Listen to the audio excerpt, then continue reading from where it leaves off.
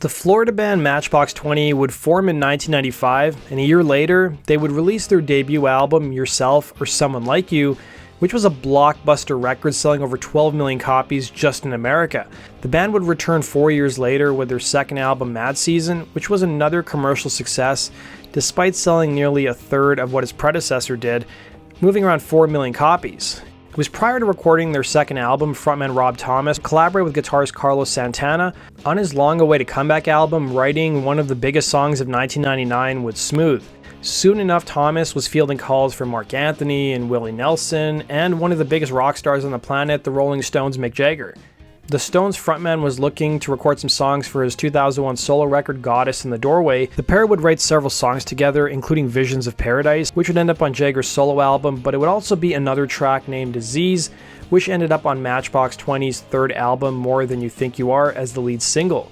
Thomas would tell Song Facts, "I just knew that I was going into the studio with one of the greatest rock star songwriters of all time and didn't want to show up empty-handed.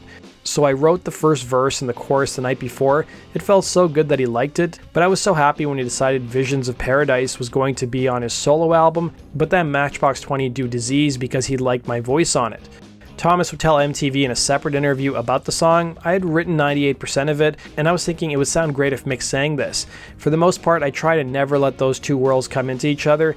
Any song I write that I'm really into, that's a Matchbox song, and I want to let the guys have the first right of refusal, but it was the first time I had written the majority of the song, and it felt like, oh, I don't know if I want to give that away." Rolling Stone magazine would report in late 2001 that Jagger was set to appear on Matchbox 20's upcoming album singing on the track, but Jagger isn't listed as performing on the track according to the liner notes.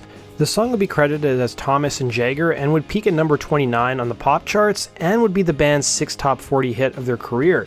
The song would propel the group's third album, More Than You Think You Are, to sell over 2 million copies.